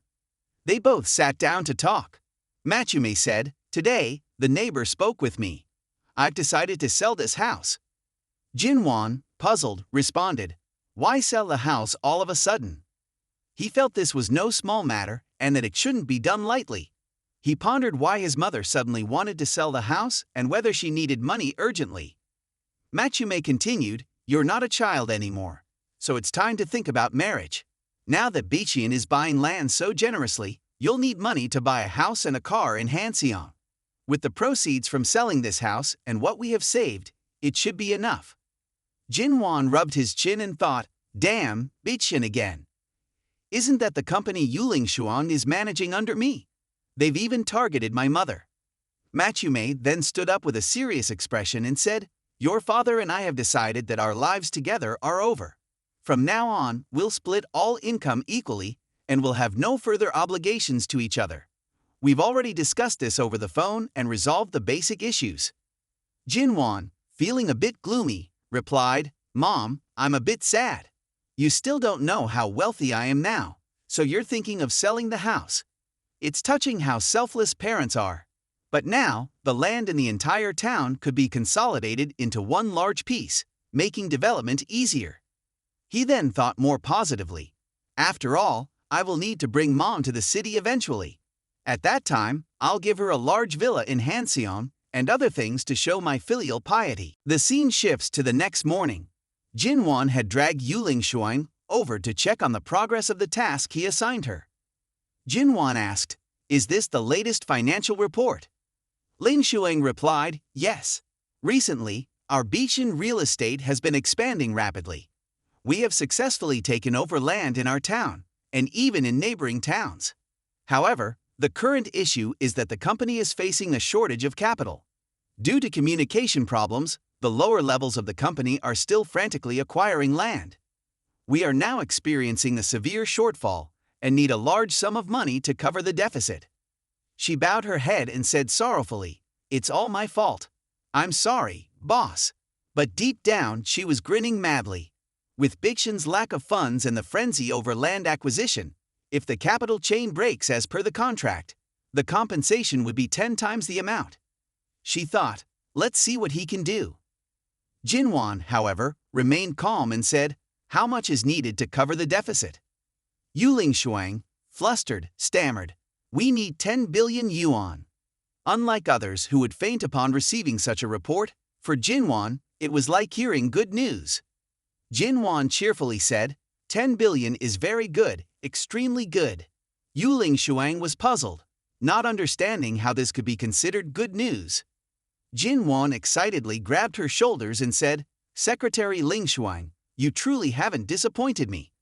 In just 1 week, you not only spent 5 billion, but also accumulated a debt of 10 billion. You are truly a real estate destroyer and my reliable right-hand loss-maker. Seeing him so pleased, Ling Shuang was alarmed and responded, Are you talking about the losses? Jinwon happily replied, How could it be called a loss? Your ability to spend 15 billion yuan in a week is indeed a once-in-a-century talent. Ling Shuang, standing behind, was in shock, thinking, Has Jinwon's head been caught in a door? Is this really how a normal person reacts to bad news? Jinwon turned and said, It's not surprising. When there are so many employees who can make money, it's the employees who know how to spend money that are truly capable. Pointing directly at Ling Shuang, he declared, You are my hidden gem. Yuling Shuang, though her soul had returned to her body, was still startled by Jinwon. He thought to himself with a cunning smile, If you keep playing these little tricks, the more you owe, the more I gain. You're truly foolish. Keep up this performance, and soon I'll become the richest person in this country. Ling Shuang trembled, looking at herself and wondering, Is it really like this? Am I truly a business genius? I never realized it before. Suddenly, Ling Shuang's phone buzzed. The notification read, Your account ending in 7.687 has received 20 billion RMB. Holding the phone, she was somewhat skeptical, thinking, 20 billion? What is this man thinking? Does he trust me this much? Even Liso wouldn't dare give such a mountain of money. Ling Shuang exclaimed, Boss, do you really trust me this much? Aren't you afraid of what might go wrong? Jinwon replied firmly, I'm not afraid. When you use someone, you don't doubt them. If you doubt them, you shouldn't use them. Hearing Jinwon's words, Yuling Shuang felt a bit moved and stood still. The system announced, Yuling Shuang's favorability has increased by 80 points. Current favorability, -10. Jinwon looked at the system panel and smiled. Not bad, didn't waste the 20 billion. Jinwon then instructed, By the way, there's one more thing. Secretary Ling Shuang, prepare a car for me. I'm going to Hanseon tomorrow. Ling Shuang was surprised, thinking, going to Hanseon suddenly. What does he want to do? A while later, Machume was helping Jinwon pack his clothes into a bag. She asked, Why are you going back so soon? The summer break isn't over yet. Jinwon, while choosing clothes, replied, A friend of mine is about to open a company, so I'm going to help. Besides, Oki called me earlier. She mentioned that Daemao TV is about to launch, and she asked if I could participate as a guest. She's so earnest in her request that I couldn't bring myself to refuse. Mrs. Chume looked at him with confusion and said, "Help! Is it a part-time job?" She thought that Jinwon from a young age had always been understanding and frugal, always wanting to lessen the burden on his family. Over the years, he had worked hard, and the more she thought about how Jinwon hustled outside, like distributing flyers to earn extra income, the more tears she shed. Seeing his mother crying, Jinwon asked, "Mom, what's wrong? Why are you crying?" She replied, "Oh, it's nothing. I just can't bear to see you struggling." She then took out a bank card and said, "Jinwon, here's 50,000 yuan. Don't be too frugal. Spend it if you need to. The password is your birthday." Jinwon, alarmed, said, "This is too much, Mom. Why are you giving me so much money out of the blue?" She said, "If you don't spend it on yourself, you'll need to spend it on friends. I think Soak Yu isn't bad. She likes you a lot. When it comes to love, you need to be a little generous." Jinwon responded, "Mom, I have plenty of money. I'm a billionaire now." Mrs. Chume then seriously admonished Jinwon, "Stop joking around. Look at yourself. Where do you look like a billionaire? Are you still half asleep? Look at your wardrobe. It's full of old clothes. Where's the billionaire look?" Jinwon bowed his head, accepting the rebuke. He thought to himself, "Who says a billionaire can't wear t-shirts?" It's just that Jinwon's family had always dressed simply and saved money. Even when he became a billionaire, he kept the same old style. Mrs. Chume firmly held Jinwon's hand and said, "Don't worry about me. I have 50,000 yuan now. It's my commission. Here." Jinwon, puzzled, asked, "Commission? Have you joined a multi-level marketing organization?" She pressed his head and said, "Multi-level marketing? What are you thinking? Look at the neighbor who got me involved in the Beachin real estate group. I've already completed several forms." Jinwon, thinking about Beachin, replied, "Oh, I see." Mrs. Chume then stood up and said excitedly, "Anyway, you're working hard, so I'll always be here for you. In the afternoon, I need to go and persuade your Uncle 2 and Uncle 1 to sell their houses. I won't see you off. Don't forget to bring a daughter-in-law home soon." Jinwon turned pale, thinking, if my mother knew that the owner behind Beachin Real Estate is her own son, she would be so shocked she might faint. I'd better keep this a secret for now. Suddenly, there was a call from outside the door. It was Wang Mom who said dejectedly, "You're going back to Hanseong." Jinwon replied, "Yes, that's right. Why?" Mong hesitated, "Could you take me to Hanseong with you?" Jinwon almost forgot about this. Mong's biological mother had run away with her own parents, so if Jinwon wasn't around, she'd have to face her mother alone, which would be quite distressing for her.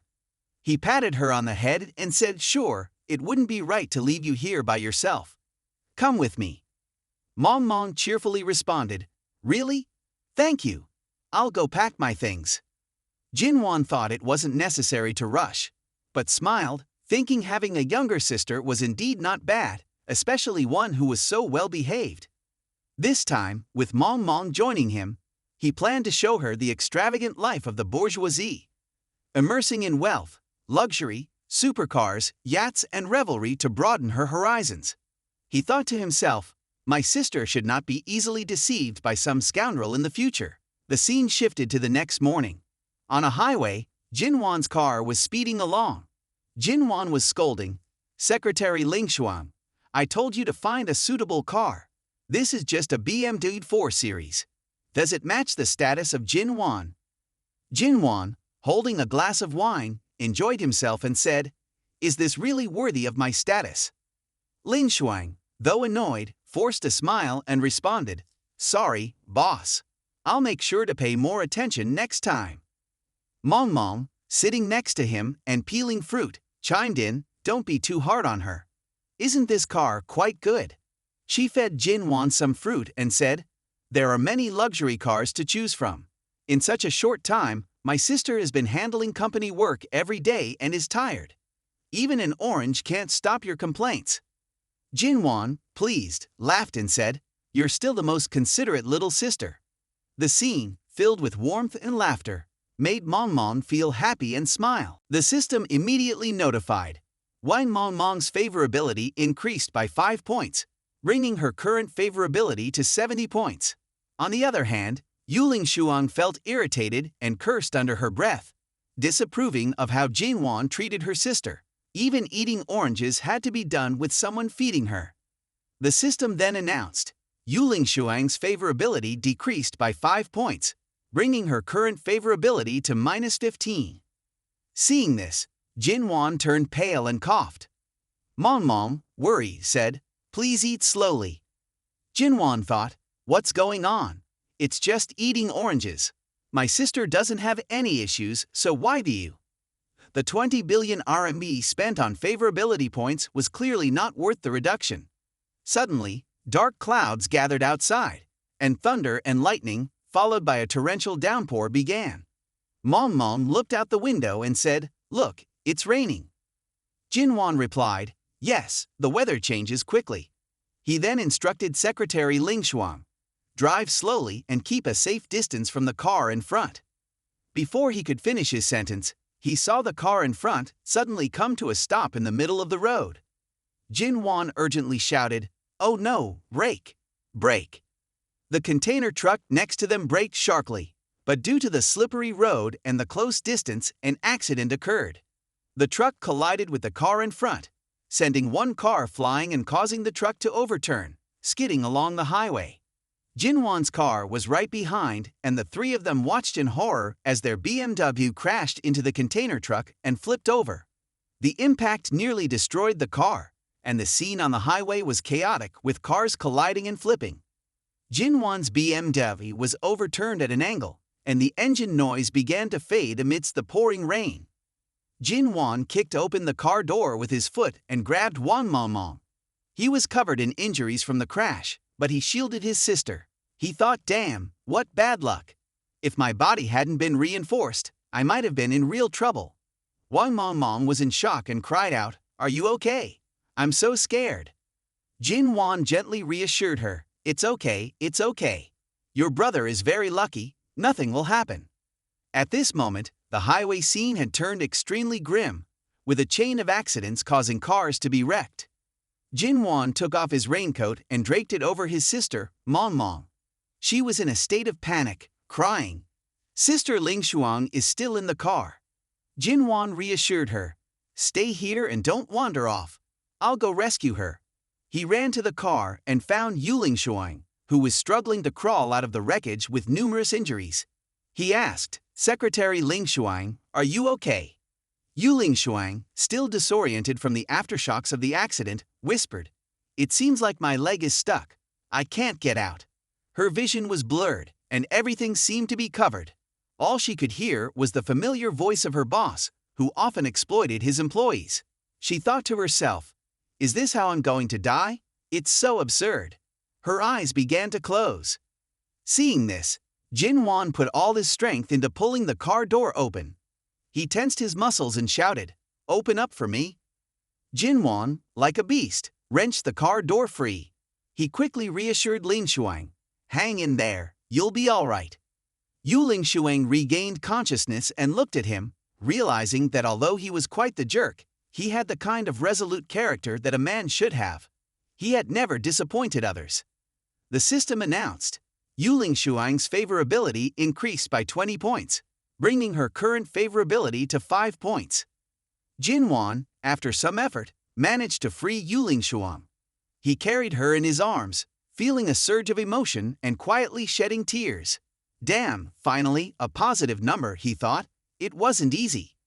This might be the first time Jinwan had cried from receiving favorability points from a woman. Sometimes, facing difficulties helps one appreciate things more. Afterwards, the three of them were finally reunited. Mong was thrilled that Jinwan had rescued Ling Shuang, though she still had some concerns. She asked, "Sister Ling Shuang, are you okay?" Mong noticed something odd and said, "Sister Ling Shuang, your face." Ling Shuang slowly touched her face in confusion and asked, "My face? Mong then took out a broken mirror from the car and showed it to her. Ling Shuang looked at the mirror and was stunned, unable to believe it. Her beauty was being ruined by the cut from the shard of glass near her forehead. She panicked, threw the mirror away, and cried uncontrollably. Seeing her distress, Jinwan comforted her, "It's okay. As long as you're alive, that's what matters. With today's medical advances, even scars can be treated." Mong chimed in, "Yes, that's right. Don't be too sad." Ling Shuang, tearfully, looked at Jinwan and asked, "Can it really be treated? Will the boss think I'm ugly?" Jinwan assured her, "Of course not. You will never be seen as ugly." Ling Shuang leaned against Jinwan and cried, and Jinwan let her lean on him, hoping to ease her sadness. Due to the accident, traffic was jammed, so it took a long time for medical personnel to reach the scene. Ling Shuang was eventually taken to the medical vehicle for treatment. Inside, the atmosphere was somewhat calm. Jinwan looked at Ling Shuang and thought that it might be time for him to improve his medical skills. Perhaps, in the future, favorability could depend on it. The scene shifted to the next day at Hanseong People's Hospital. Juk Yi, noticing Jinwan hadn't arrived yet, became a bit anxious and called him. "Hello, Jinwan. Have you arrived in Hanseong yet? There's an offline event at the company tonight." Jinwan, who was leaving the hospital with Mong and Ling Shuang, after a day of waiting for Ling Shuang's minor surgery, said, "There was just a little accident here." Hearing that he had an accident, Juk Yi panicked and asked, "An accident? Are you okay? Which hospital are you at? I'll call a driver." Jinwan, a bit hesitant, reassured her, it's fine. I'm okay. I've been discharged, don't come here. I'll still attend the Daemao TV event tonight." However, Juk Yi was determined to come to the hospital, wanting to see for herself to feel reassured. Jinwan replied, "Seriously, it's not necessary, stay there." Ling Shuang, lost in thought, mused that maybe having her appearance damaged wasn't such a bad thing compared to having a beautiful face. Skills and intelligence were her greatest assets. However, she still felt sad when she touched her wound and looked at Jinwan's light. Despite this, she knew that people ultimately judge by appearances. Facing someone as unattractive as herself, who wouldn't have some reservations? Jinwan sighed and said, "Secretary Ling Shuang, I'm assigning you a task. Check if there are any suitable villas in Hanseong. I want to buy one." Mong, seeing this as unfair, immediately ran out and protested, "Jinwan, you're going to get yourself hung up on a lamppost. Sister Ling Shuang is injured, and you're still giving her orders." Jinwan replied with a smile, "But Secretary Ling Shuang is the most trusted person I have. She's very reliable." Mong pouted and said, "Hemph, no one exploits people like you do. It's like daylight robbery." She turned to Ling Shuang for agreement. "Isn't that right, Sister Ling Shuang?" Ling Shuang, with tears in her eyes, looked at both of them and cried. Mong and Jinwan were puzzled, wondering why she was crying. Jinwan thought, could it be that I'm actually being too harsh? Ling Shuang wiped her tears and said cheerfully, "Miss Mong, don't blame the boss. He doesn't disregard me because of my disfigurement. He still treats me the same as before. That's the greatest goodwill and affirmation towards me." She bowed 180 degrees and said, "Rest assured, I will definitely complete this task seriously and make you satisfied." That evening, at the offline event of Daemao TV, the atmosphere in the hall was very lively. Jinwan, accompanied by his sister Wine Mong, attended the event as invited by Aki. Mong excitedly said, "Brother, is this the event you have to attend? It looks so impressive." She saw a female idol streamer with a tomboy haircut playing basketball. "Is that an idol? I actually see this idol. Oh my god, I'm so happy. She smiles so sweetly." Jinwan took her hand and said, Mong, you'll need to attend events like this more often in the future. Today, I'm taking you to get familiar with it, so you won't have stage fright later." Mong, feeling a bit self-conscious, said, "But brother, are we really dressed appropriately? Everyone else is in formal wear and suits. Don't we look too casual?" Jinwan, puzzled, responded, "Casual? Mong, etiquette and formality are just constraints for ordinary people. Even if I wore flip-flops today, no one would dare to look down on us. Mon felt a bit more confident after hearing this. Suddenly, two pretty girls out for a day trip were chatting cheerfully. One of them said, "Look over there, that girl looks so out of place. How did she manage to sneak in here?" Jinwon, overhearing them, became visibly annoyed and glared at the two girls. It seemed like they were intentionally speaking loudly for everyone to hear. Mon's mood worsened, feeling self-conscious about her appearance and background, which made her retreat even more. Seeing his sister feeling this way made Jinwon furious. He thought, damn, how dare these girls mock my sister. He approached them politely and said, "Ladies, please mind your words and actions." Seeing his serious expression, the two streamer girls felt threatened. The girl in the green dress replied arrogantly, "Who are you calling lady? What a country bumpkin." The girl in the red dress added with extra sarcasm, "And who are you to tell us what to do? Ha ha ha, ridiculous." Jinwon's anger rose as he looked at their contemptuous faces. It was clear he was about to lose his temper. Wang Mong pulled on Jinwon's sleeve, trying to stop him. She gently said, "Brother, just ignore them." Although Jinwon saw his sister's kind-hearted nature, he couldn't let people mistreat her. He fixed his cold gaze on them and said, "I'm giving you one more chance to apologize to my sister." The girl in the red dress, unfazed, arrogantly responded, "Apologize? Do you know how many fans I have? If I livestream this, you're done for. Look at yourself." Before she could finish her sentence, Jinwon swiftly and accurately slapped her. Shocked and furious, the girl yelled, "How dare you hit me? You actually hit me." Seeing one side of her face swollen compared to the other, Jinwon gave her another slap on the other side to match the other. Feeling wronged, she sat down on the ground, crying and trying to gain sympathy from the crowd. Onlookers who enjoyed the drama gathered around and criticized Jinwon. "Who is this guy hitting a girl like that? Doesn't he know how to be respectful? No manners at all. He should go home and put on a skirt." Hearing the crowd's chatter, Jinwon smirked and thought, "A bunch of hypocrites. Who says you can't hit a girl? If a girl is disrespectful, she needs to be taught some manners. I don't need to care about their opinions." Suddenly, Sobek and his gang arrived. He shouted loudly, "Who's causing trouble on my turf?" In the center of attention, he saw a familiar figure. Jinwon, hearing this loud commotion, turned around and glanced at Sobek, causing him to break out in a sweat. Sobek stammered, "Brother Yen." He recalled their last meeting at the bar, where Jinwon's reputation had significantly grown. Jinwon had become a legendary figure, and Sobek felt lucky to see him here. Seeing her savior arrive, the girl in the green dress acted like a cat that saw cream. She ran over, crying and whining, complaining about Jinwon. "Sobek, you're here. This country bumpkin hit me, not once but twice. Look at my pretty, lovely face, swollen like 2 tomatoes. You have to stand up for me." Sobek, seeing this, added another powerful slap as a bonus, saying, "You talk nonsense. There's no place for your chatter here. Get lost." Seeing Brother Yen's stern face, Sobek transformed into a subservient follower, running over to apologize profusely. "Boss, I'm sorry. I've had some encounters with this girl, and she doesn't know her limits. If she's clashed with you, I apologize on her behalf."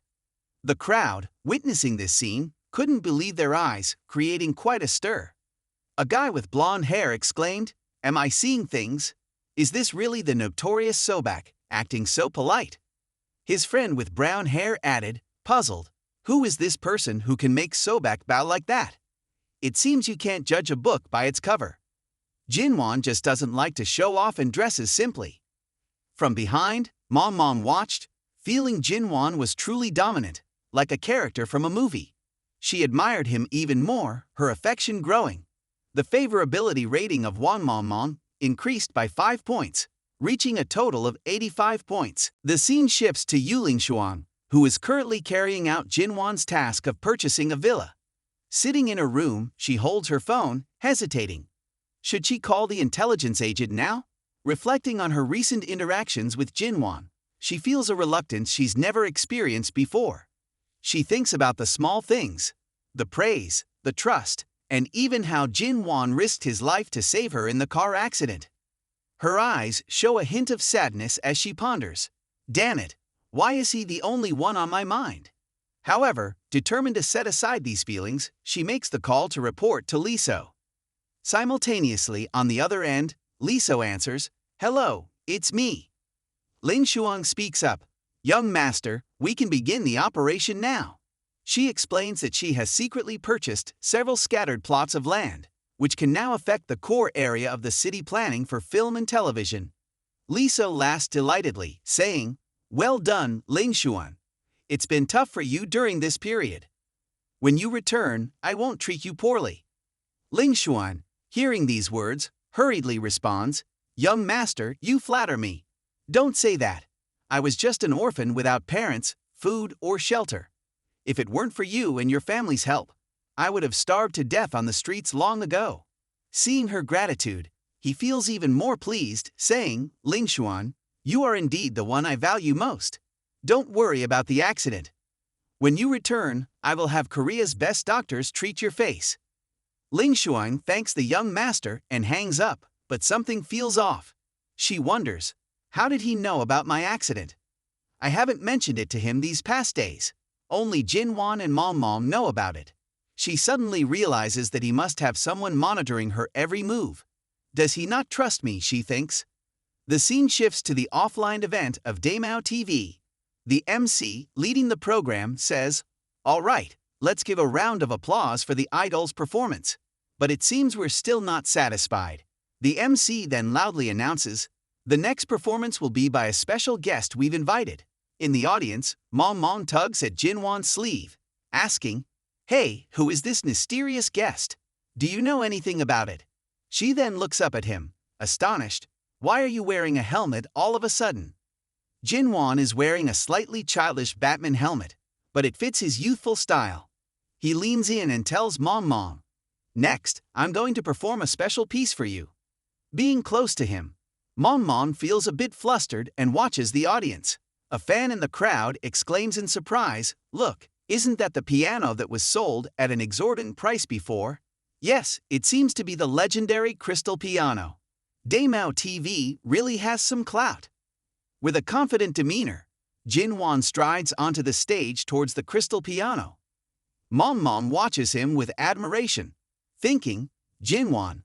Her eyes are full of expectation and sparkle like stars because of Jin Wan's radiance.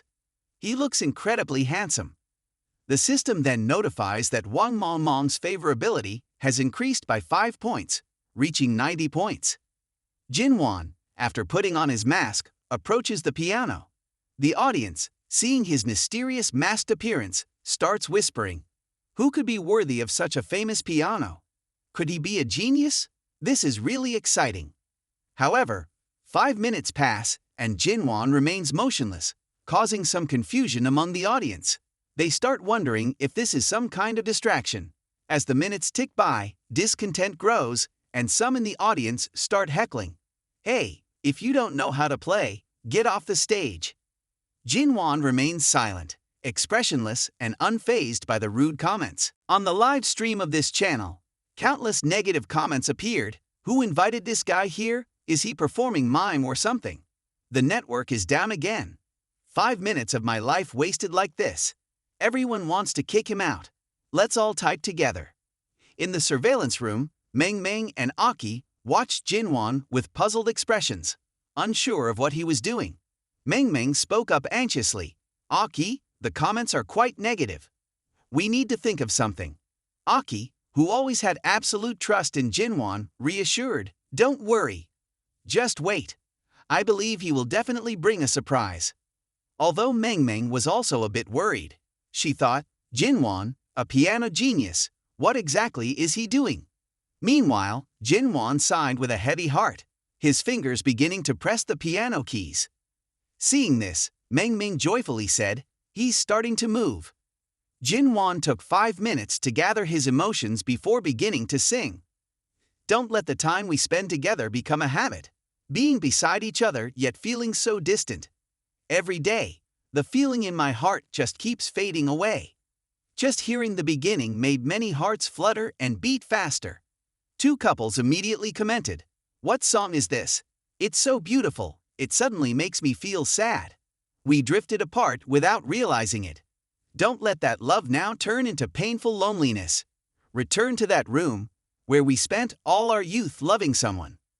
Meng Ming looked up at Jinwan and thought, Jinwan now gives me the feeling of being as charismatic as any superstar.